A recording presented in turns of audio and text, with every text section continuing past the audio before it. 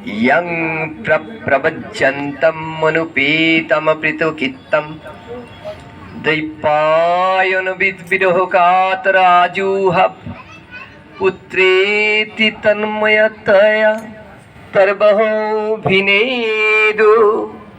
स्तं सर्वभूतहृदयं मुनिमनः तस्मै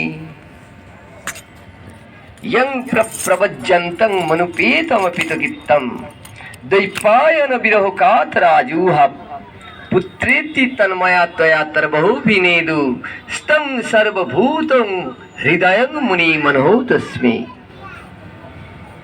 আমরা প্রথমে ভগবানকে প্রণাম নিবেদন করেছি, তারপরে যিনি এই সুন্দর ভাগবতটা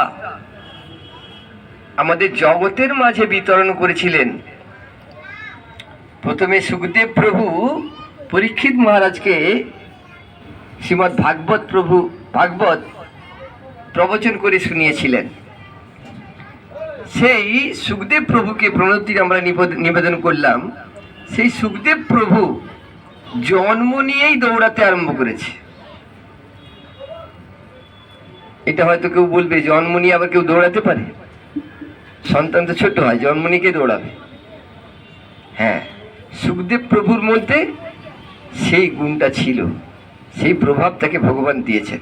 কিরকম না, সুখদেব প্রভু মাতৃগর্ভে 12 বছর পর্যন্ত স্থাপিত ছিলেন। আমরা মাতৃগর্ভে কতদিন থাকি? 9 মাস 9 দিন, 10 মাস 10 দিন। চৈতন্য মহাপ্রভু ছিলেন 13 মাস 13 দিন। আর এই সুখদেব প্রভু মাতৃগর্ভে ছিলেন 12 বছর। ভগবানের কৃপায় সুখদেব প্রভুর জন্ম হচ্ছে না, মাতা কষ্ট পাচ্ছে। সুখদেব প্রভুকে ব্যাসদেব প্রভু বললেন, পুত্র, তোমার মা তো অনেক কষ্ট পাচ্ছে, তুমি একটু বাইরে এসো এবার। আর কতদিন থাকবে? না, আমি বাইরে তো যাব না, বাইরেতেও কলির প্রভাব চলছে। এই যে কলির প্রভাব কি, কেউ যদি এই ভাগবত আসরে গিয়ে আন কথা শুরু করে দেয়, সেইগুলো হচ্ছে কলির প্রভাব। বা কথার মধ্যে অনেকে আসতে পারে না, জানে ওখানে হয়তো কিছু কথা হচ্ছে, সেই জায়গায় যেতে পারবে না, পৌঁছতে পারবে না, কলির প্রভাব। যাব বলে বেরোচ্ছি, বাড়িতে কোনো কারণে আটকে গেলাম, ঝগড়া অশান্তি, বা কোনো একটা আত্মীয় স্বজন এসে গেল আমার বাড়িতে, আমি সৎসঙ্গে যেতে পারলাম না, ওটাও কলির প্রভাব। আমি সৎসঙ্গে যেতে পারবো না, কলি আমাকে ঘিরে রেখেছে, সে সৎসঙ্গে যাওয়া যাবে না। আমরা টিভি দেখি, সিরিয়াল দেখি, মোবাইল নিয়ে অনেক টাইম পাস করি, কিন্তু যেখানে কথা হবে ভাগবত কথা, সৎসঙ্গ, সেইখানে গেলেও আবার নানা রকম দুনিয়ার কথা শুরু হয়ে যায়। সেইগুলো হচ্ছে কলির প্রভাব। এক মন নিষ্কাম হয়ে একদম এক মনে যদি শ্রবণ করা যায় ভাগবত, তবে গিয়ে আমাদের লাভ হবে কিছু, নালে লাভ হবে। তো সুখদেব প্রভু জন্ম নিয়ে দৌড়াতে আরম্ভ করেছে। দৌড়াচ্ছে যখন, সন্তান জন্ম নিয়ে চলে যাচ্ছে, দৌড়ে চলে যাচ্ছে। কোথায় যাচ্ছে? না, সন্ন্যাসের উদ্দেশ্যে। সন্ন্যাস গ্রহণ করবে, এই সংসারে থাকবে না, এই সংসারে থাকবে না। জন্ম নিয়ে দৌড়াতে শুরু করেছে। কেন? এই সংসারে থাকলে কলির প্রভাব। সুখদেব প্রভু জন্ম নিয়েছেন 12 বৎসরের যুবক, 12 বৎসরের ছেলে, বড়ই তো, পরনে কোনো বস্ত্র নেই, দৌড়াতে আরম্ভ করেছে। পিতা বিরহে কাতর হয়ে, পুত্রের বিরহে কাতর হয়ে, যেও না পুত্র, যেও না, শোনো শোনো পুত্র, কোথায় যাচ্ছ? সুখদেব প্রভু তার পিতার কোনো কথাতে না কর্ণপাত করেছেন, না পিছন ফিরে তাকিয়েছেন। তিনি আপন মনে ওই দৌড়ে চলেছেন। কোথায়? না, সন্ন্যাসের উদ্দেশ্যে। তখন ওই যে ব্যাসদেব প্রভু পুত্র পুত্র করে পিছন থেকে ডাক দিচ্ছেন, সুখদেব প্রভু তো কোনো আওয়াজই দেননি, ওই সুখদেব প্রভুর হয়ে বৃক্ষ তরু লতারা উত্তর দিয়েছেন, স্তং সর্বভূত হৃদয়ং মুনি মনঃ তস্মি। হে সুখদেব, কার পিছনে তুমি দৌড়াচ্ছ? এই সংসারে তার না আছে কোনো মাতা, না পিতা, না ভগ্নী, না ভ্রাতা। এই সংসারে সমস্ত জীবের মধ্যে তিনি তো মুনি ঋষিদের দর্শন করেন, ভগবানের দর্শন করেন। স্তং সর্বভূত হৃদয়ং মুনি মনঃ তস্মি। সবার হৃদয়ে তিনি মুনিদের দর্শন করেন, ভগবানের দর্শন করেন। সে তো কারো নয়, কারো হতে পারে না, তাই তো দৌড়াচ্ছে। তখন ব্যাসদেব প্রভু বৃক্ষলতাদির উত্তরে বুঝতে পেরে নিজে গৃহে ফিরে এলেন। তো ওই যখন ছুটছিলেন সুখদেব প্রভু যখন দৌড়াচ্ছেন, তো বনের মধ্যে অনেক দূর দৌড়ে চলে গেছে, সেইখানে কোনো সরোবরে বা নদী ছিল, বা সেখানে তো রমণীগণ স্নান করছিলেন বিন বস্ত্রে। তো সুখদেব প্রভু উলঙ্গ অবস্থায়, কোনো বস্ত্র নেই, দৌড়ে ওখান দিয়ে চলে গেছে, কিন্তু কোনো রমণীগণ তাতে কোনো কিছু মনেই করেননি। কিন্তু ব্যাসদেব প্রভু যখন ওইখান দিয়ে যেতে গেছেন, ওই রমণীগণ বস্ত্র নিয়ে নিজের শরীরকে ঢেকে দিলেন। তখন ব্যাসদেব প্রভু বলছেন, আচ্ছা রমণীগণ, একটা কথা বলো তো, আমার পুত্র যুবক, তার বিন বস্ত্র, কোনো বস্ত্র নেই শরীরে, সে তোমাদের সামনে দিয়ে চলে গেল, তোমরা বস্ত্র নিজেরা ব্যবহার করলে না, আর আমি বস্ত্র পরিধেয় করে আছি, অথচ আমাকে দেখে তোমরা কেন বস্ত্র ঢাকছো? তখন রমণীগণ বললেন, আপনার পুত্রের মধ্যে যে কাম জাগ্রত জিনিসটা নেই, যেটা আপনার মধ্যে আছে। কেন? ওই পুত্র যে দৌড়াচ্ছেন, সবে তো সে আজকে জন্মগ্রহণ করেছে, সে তো কিছুই জানে না সংসার কি জিনিস, কলির প্রভাব কি জিনিস। তাই তো তিনি আমাদের সামনে দৌড়ে গেছেন, আমরা তাতে কিছু মনে করিনি। কিন্তু আপনার মধ্যে কাম, ক্রোধ, লোভ, মদ, মহ, মাৎসর্য, 6টা ঋতু বর্তমান রয়েছে। তাহলে আমাদেরকে সেগুলো বুঝতে হবে। আমরাও যে কোনো জিনিস ভাগবতের আসরে বসলে তবে কিছু জানা যাবে। এই যে আজকে মা সরস্বতীর পূজা, একটা ভক্ত আমাকে বলছেন যে আপনারা তো হরিভক্ত, হরিভক্তরা কি মা সরস্বতীর পুজো করে? আমি বললাম, প্রভু, হরিভক্তরা সব পুজো করে। সব পুজো বলতে কি? মা সরস্বতীর পুজো করি আমরা, মা কালী কাত্যায়নীর পুজো করি, শিব ভোলেনাথের পুজো করি, আমরা গণেশের পুজো করি। কেন করি না? গণপতি বাপ্পা হলেন, গণেশ হলেন বিঘ্নহর্তা। যখন ভাগবত রচনা হয়, ব্যাসদেব ভাগবত রচনা করেছিলেন, তখন ওই গণেশকে দিয়ে ভাগবত লেখা হয়েছিল, যাতে কোনো বিঘ্ন না ঘটে। সেই জন্য আমরা গণপতির আরাধনা করি। আর আমরা মা সরস্বতীর আরাধনাও করি। কেন করি না? মা সরস্বতী বিদ্যা দেবী। মা সরস্বতীর বিদ্যার প্রভাব যদি আমাদের উপর না থাকে, তাহলে আমরা অধ্যয়নও করতে পারবো না, আর কিছু জানতেও পারবো না। আর মা সরস্বতী হচ্ছেন ভগবান শ্রীকৃষ্ণের প্রিয়তম। মা সরস্বতীর বা লক্ষ্মীর প্রিয়তম, একদম প্রিয় ভগবান শ্রীকৃষ্ণ। এই যে আজকে বসন্ত পঞ্চমী, বসন্ত পঞ্চমীর আসল উদ্দেশ্য হচ্ছে বসন্তরাজ। বসন্তরাজকে না ভগবান শ্রীকৃষ্ণ। আজকে থেকে এই মাঘ মাসটা ভগবানের সবচাইতে প্রিয় মাস। 12 মাসে একটা বছর হয়, এই 12 মাসের মধ্যে মাঘ মাসটা সবচাইতে ভগবানের প্রিয় মাস। এই মাসের মধ্যে আমরা যে কোনো কর্ম করব, শুভ কর্ম, সব খুব মঙ্গলদায়ক, কিন্তু নিয়ম মেনে করতে হবে। তো বলছেন চৈতন্য চরিতামৃতে বলছেন,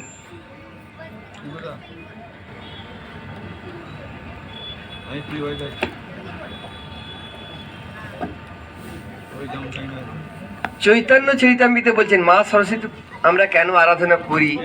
এটা যদি অনেকে বলবে তোমরা বানিয়ে কথা বলো, মন গড়া কথা বলো, শাস্ত্রে আছে জিয়াত কৈশোর চৈতন্য মূর্তিমত্তা গৃহনাথ গৃহগমত লক্ষচিত বাগ দেবাত দ্বিসংজয়ী। বলছে গৃহস্থমে যারা থাকেন তারা গৃহিণী লাভের কারণে লক্ষ্মীর ক্ষতি, মা লক্ষ্মীর আরাধনা করেন। কেন? আমার গৃহেতে যিনি আসবেন, আমার পুত্রের বিবাহ হলে পুত্রবধূ আসবে মা লক্ষ্মী। আমরা তাই তো বলি সমাজে, নাকি? কারো বিয়ে এলে বাড়িতে বউ আসছে, তো আমরা কি বলি? বউ আসছে না, মা লক্ষ্মী, আমার ঘরে মা লক্ষ্মী এসেছে। তো মা লক্ষ্মীর আরাধনা সেই জন্য করতে হয়, কিন্তু আরাধনার মতো আরাধনা করলে তবে তো লক্ষ্মী পাওয়া যাবে। আজকাল তো লক্ষ্মীর জায়গায় অলক্ষ্মী বেশি, বাড়িতে আসতে না আসতে হাঁড়ি আলাদা হয়ে যায়। যে আমার স্বামীর পিতামাতা আমার স্বামীকে কিভাবে লালন পালন করে মানুষ করেছিল, তবে কি আজকে খুব বড় একটা চাকরি পেয়েছে, আমাকে বিবাহ করে নিয়ে এসে খুব সুন্দর ফ্ল্যাটে রেখেছে। হ্যাঁ, তার জন্যে কর্মটা কে করেছে? যে আমার স্বামীর পিতামাতা, তাদেরকে বাদ দিয়ে আমরা আলাদা হাঁড়ি করে ফেললাম। কি লাভ? ভাবছে আমরা খুব সুখে আছি, কিন্তু সুখটা যে প্রকৃতপক্ষে কোথায় সেইটা তার জানা নেই।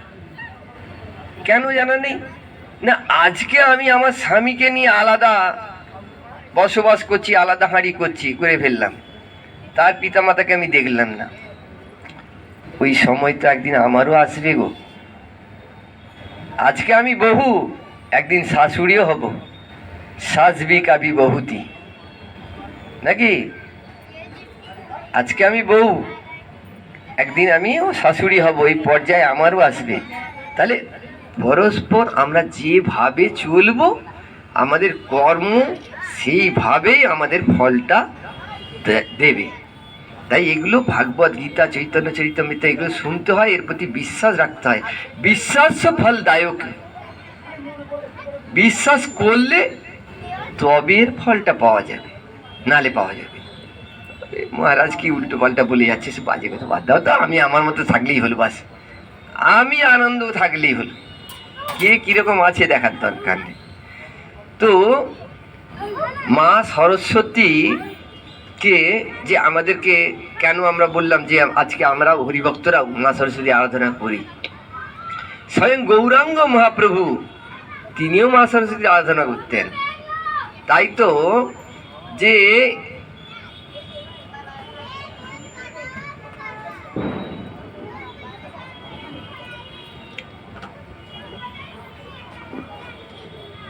আচ্ছা, ওইটা যাওয়ার আগে বলি, দাপর যুগে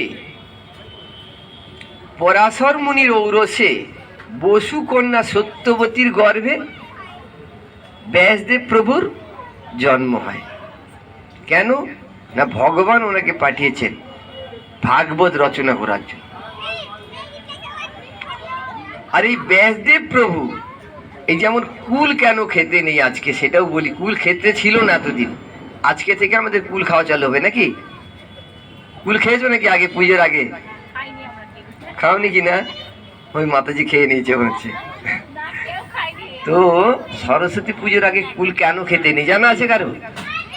কুল কেন খেতে নেই? খাওনি তো, কেন খাওনি? কিছু কারণ তো আছে নাকি? কারণটা কি না, ব্যাসদেব প্রভু ভাগবত মানে বেদকে বিভাজন করে 4টি ভাগে বিভক্ত করেছেন, ঋক, যজু, সাম, অথর্ব। 4টে ভাগে বিভক্ত করেছেন, যাতে কলির জীব, আমাদের বলি কেন মানুষ জীব, প্রত্যেক জীবের খুব সুন্দর সুবিধা হয়, কেন বেদ অনেক বড়, তাকে বোঝার ক্ষমতা সাধারণ মানুষের কেন আচ্ছা আচ্ছা ঋষি মুনি ঋষিদেরও নেই। তাই সেই বেদকে তিনি যাতে মানুষ অল্পের মধ্যে বুঝতে পারে সেই জন্য ছোট করলেন, কিন্তু তার পরেও তেনার মনের মধ্যে শান্তি নেই। কেন না, মনে হচ্ছে কিছু কমই রয়ে গেছে। তাই তিনি করলেন কি, চিন্তা করছেন কিভাবে আরো কিছু করতে হবে, নাহলে কিছু করা যাবে না। তো এই চিন্তা করতে করতে করতে তিনি বললেন আমি তপস্যা করব। তিনি তপস্যা করবেন চিন্তা করেছেন। ওই চিন্তা করতে করতে একটা কুলের বীজ কোথা থেকে ছিটকে এসে তার সম্মুখে এসে পড়ল, ব্যাসদেবের সম্মুখে। দৈববাণী হলো, হে ব্যাসদেব, তুমি যার জন্য এত চিন্তা করছো, এত সহজে তোমার সেইটা সফল হবে না। এই যে কুল বীজটি তোমাকে দিয়েছি ওইখানে, ওই কুল বীজটি তুমি রোপণ করো। ওই কুল বীজটি রোপণ করলে ও থেকে বৃক্ষের সৃষ্টি হবে, কুল বৃক্ষের সৃষ্টি হবে। আর কুল বৃক্ষের সৃষ্টি হলে ওই বৃক্ষ থেকে তুমি ওই বৃক্ষের গোড়ায় বসে তপস্যা করবে, আর ওই কুল বৃক্ষে থেকে তোমাকে ছাওয়া দিবে, কুল বৃক্ষ থেকে তোমাকে ছাওয়া প্রদান করবে। আর ওই কুল বৃক্ষের মধ্যে কুল ফল যেদিনকে হবে, কুল ফল হয়ে কুল পেকে গিয়ে যদি যেদিন তোমার মস্তকে পড়বে, সেদিনকে জানবে তোমার তপস্যায় সিদ্ধি লাভ হয়েছে। তাই এই মাঘ মাসে বসন্ত পঞ্চমীর দিনে ওই কুল গাছ থেকে কুল পেকে গিয়ে ব্যাসদেব প্রভুর মস্তকে পড়ে। আর মস্তকে পড়ার পরে ব্যাসদেব প্রভু বুঝলেন আমার তপস্যায় সিদ্ধি লাভ হয়েছে। সেই দিন থেকে ব্যাসদেব প্রভু কি করলেন না, ওই গ্রন্থ লেখা প্রারম্ভ করলেন। কিন্তু তার মধ্যে চিন্তন করছে কিভাবে লিখব। এমন সময় দেবর্ষি নারদ কিন্তু ব্যাসদেবের গুরুদেব।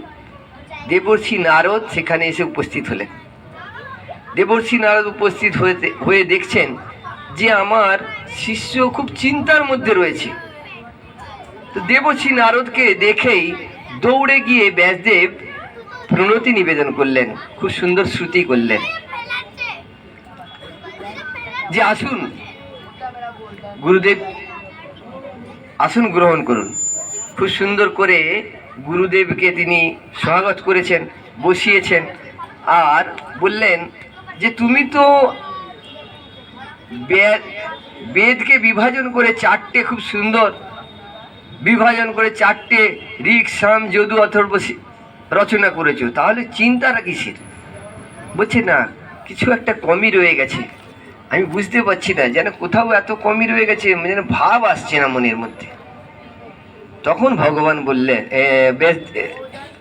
তখন নারদ মুনি বললেন যে তুমি তো গ্রন্থ রচনা করেছো, তার মধ্যে একটা জিনিস কমই রয়ে গেছে। কি কমই রয়ে গেছে না, তুমি প্রভুর যে গুণ সংকীর্তন, ভগবানের গুণ কীর্তন তুমি করতে ভুলে গেছো। ভগবানের গুণ যে ভগবানের সংকীর্তন, লীলা কীর্তন, সেসব যদি না করো, ঋষিরা সর্বপ্রথম ভগবানের গুণটাই দেখেন, ভগবানের কীর্তন করেন। তো তার মধ্যে যদি ওগুলো না থাকে সেটা মিষ্টি হবে না, সেটা বোঝা যাবে না। তো ব্যাসদেব চিন্তা করলেন, তাই তো কোনো আমরা তরকারি রান্না করি, যতই মশলা দিই, নুন যদি তার মধ্যে না দেওয়া হয়, নুনের গুণ না দিলে সেটা ভালো হবে না, নাকি? তদ্রূপ যে তুমি ভগবানের নাম প্রচারের জন্য যে তুমি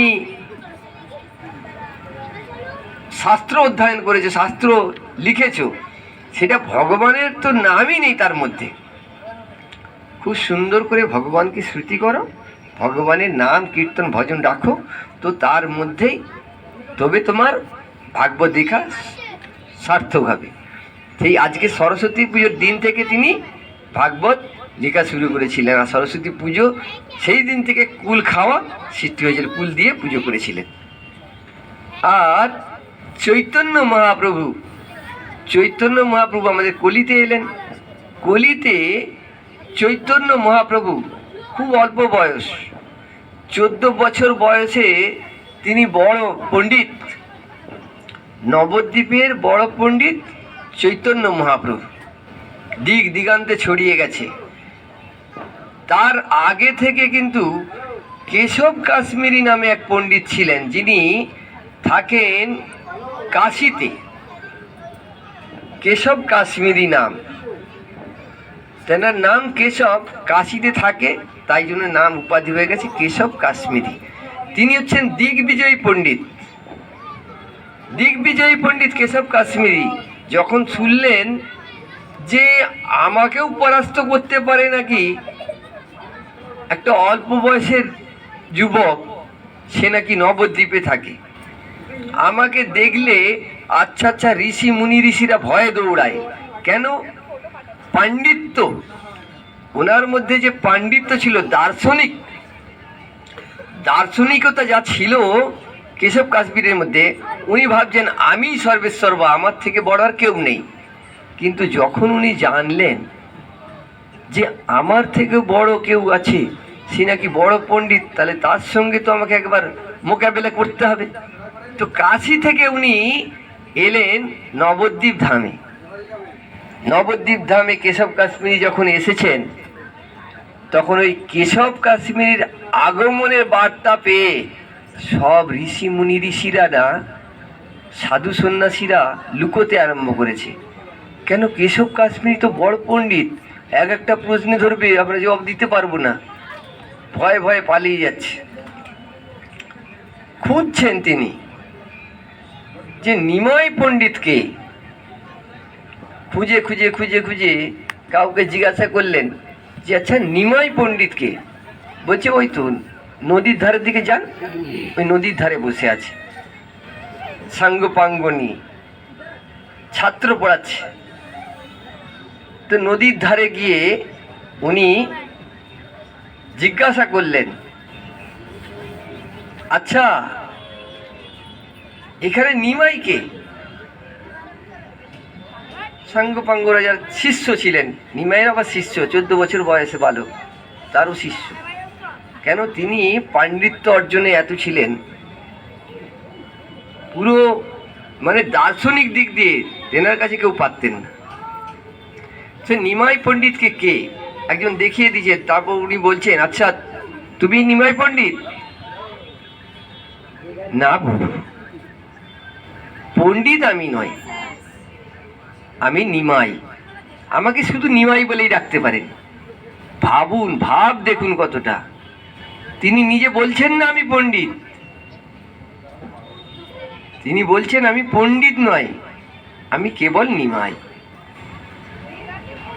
এই সামান্য কিছু ছাত্র নিয়ে আমি আমার এই টোল এদের শিক্ষা দিই, বাকি আমার সেরকম কিছু শিক্ষা নেই। বলছে আচ্ছা তোমার কাছে শিক্ষা নেই, আমার কাছে তুমি কি শুনতে চাও? আচ্ছা আপনার কাছে কি শুনবো? যখন আমরা এই গঙ্গার ধারে বসে আছি, তাহলে এই গঙ্গার সম্বন্ধে কিছু কথা বলুন, গঙ্গার সম্বন্ধে কিছু কথা বলুন, সেটাই নাহলে শ্রবণ করি, আর কি শুনবো? তখন ওই কেশব কাশ্মীরি হুবহু একদম ঝড়ের গতিতে 100 শ্লোক বলে গেলেন। 100 শ্লোক, ঝঞ্ঝাভাত প্রায় আমি শ্লোক যে পড়ি, তার মধ্যে শ্লোক তুমি কইছে কণ্ঠ কইলা। বলছেন শ্লোকের অর্থ, এই যে শ্লোক, এই শ্লোক অর্থ করো প্রভু যদি কইল, প্রভু যদি বইল, বিস্মিত হুয়া দিগ্বিজয়ী প্রভুরে পুছিল। দিগ্বিজয়ী কেশব কাশ্মীর প্রভুকে জিজ্ঞাসা করছে, আমার এই যে শ্লোক বলে গেলাম কিছু বুঝলে তুমি? চুপচাপ বসে আছে, তার মানে তুমি কিছু বুঝতে পারোনি। বলছে বুঝতে তো পারিনি কিছু, তবে আপনি যে এত শ্লোক বলে গেলেন, শ্লোকের মধ্যে দোষ ত্রুটি তো বললেন না। হ্যাঁ, আমার শ্লোকে দোষ ত্রুটি? আমি দিগ্বিজয় পণ্ডিত, আমার শ্লোকে দোষ ত্রুটি দেখলে তুমি কি করে? আমি তো ঝড়ের গতিতে পড়ে গেছি, তুমি বুঝলেই বা কি করে কোনটা দোষ কোনটা ত্রুটি? সঙ্গে সঙ্গে নিমাই একটা শ্লোকের মধ্যে, 100টা শ্লোকের মধ্যে একটা শ্লোক বেছে নিয়ে তা থেকে নিমাই 6টা দোষ দেখিয়ে দিলেন। দোষ দেখিয়ে দিলেন যে তাই তো পণ্ডিত তিনি ভাবাচাকা হয়ে গেছে, এত অল্প বয়সের ছেলে, আমার এত ঝড়ের গতিতে আমি বলে গেলাম শ্লোকগুলো, কি করে আমার ভুল ধরে নিল? কিন্তু মা সরস্বতী তো আমাকে বলেছে। তখন সঙ্গে সঙ্গে ওই কেশব কাশ্মীর মা সরস্বতীকে আহ্বান করছেন, হে মা সরস্বতী, হে মা সরস্বতী বিদ্যে দেবী, দেখা দাও, দেখা দাও মা। তুমি তো বলেছিলে যে আমার জিহ্বার ডগায় তুমি বসবাস করবে, বিরাজ করবে, কিন্তু আজকে কেন এমন হলো? এই ছোট্ট বালকের কাছে আমাকে পরাজিত হতে হলো, আমার পরাজয় স্বীকার করতে হলো ছোট্ট বালকের কাছে। দেখা দাও মা, দেখা দাও, নাহলে আমি এখনই এখানে প্রাণ বিসর্জন দেবো। সঙ্গে সঙ্গে মা সরস্বতী আবির্ভূত হয়ে দেখা দিলেন। কেশব, কেন ডাকছো আমাকে?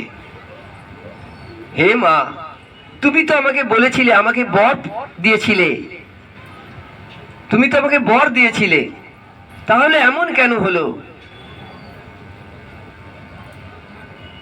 আরে আজকে ছোট্ট ছেলে, সে আমাকে বলছে আমি তোমার বরপুত্র। বলছে আমি মা সরস্বতীর বরপুত্র। গৌরাঙ্গ মহাপ্রভু বললেন, তুমি মা সরস্বতীর কৃপায় কবি বর বর পেয়েছো। মা সরস্বতীর কৃপায়, মা সরস্বতী তোমার জিহ্বার ডগায় থাকবে, মা সরস্বতীর কৃপায় কবি বর, আর আমি তারই কৃপায় শ্রুতিধর। যার কৃপায় তুমি কবি বর, তার কৃপায় আমি শ্রুতিধর। তাহলে মা সরস্বতী তোমাকে বর দিয়ে তুমি তার জিহ্বায় ডোগায় থাকবে, কিন্তু আমিও মা সরস্বতীর কৃপা পেয়েছি। মা সরস্বতীর আমি যা শ্রবণ করি আমি তাই ভুল তোমার ধরে দিয়েছি। তখন কেশব কাশ্মীরি অপমানিত হয়ে তিনি মা সরস্বতীকে আহ্বান করলেন। মা সরস্বতী বললেন, এর জন্য দুঃখ করো না, তুমি যার কাছে পরাজিত হয়েছ, পরাজয় তোমার হয়নি, বরং তোমার জয়ই হয়েছে। কেন না, তুমি যে সে ব্যক্তির কাছে পরাজিত হওনি, যার কাছে পরাজিত হয়েছ তিনি জগতের পতি, তিনি আমারও পতি। তাই আমি কেমন করে আমার পতির হার স্বীকার করব? তাই তো তোমাকে হারিয়েছি। তুমি আমার সন্তান হয়ে আমার পতির কাছে জিতে যাবে, সেটা তো হতে পারে না।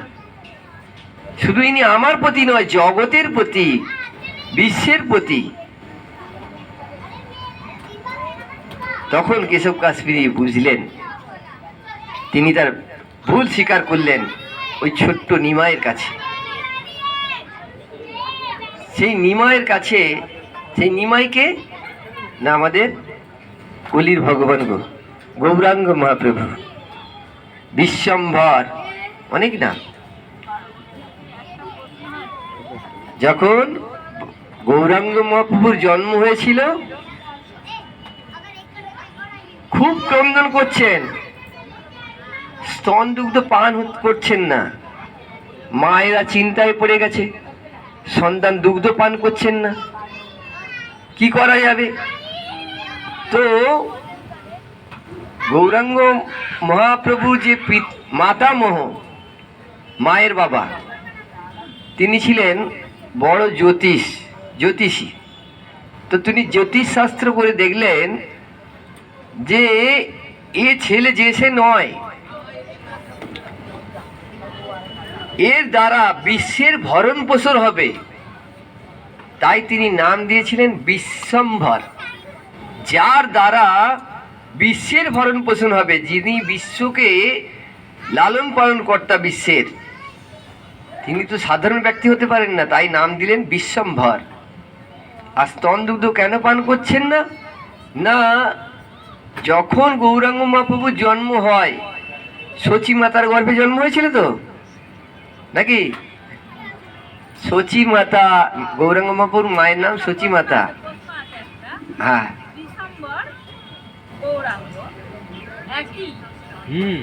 বিশ্বম্বর, গৌরাঙ্গ, নিমাই এক।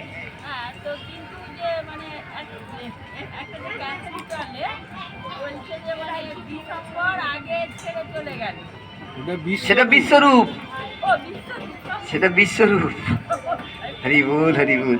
প্রেম সে বলো রাধে রাধে। রাধে রাধে। রাধা অনেক হয়ে গেছে জোরে।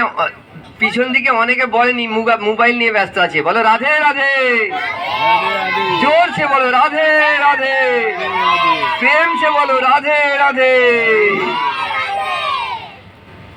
তো বিশ্বরূপ, বিশ্বরূপ হচ্ছে নিমাইয়ের বড় ভাই।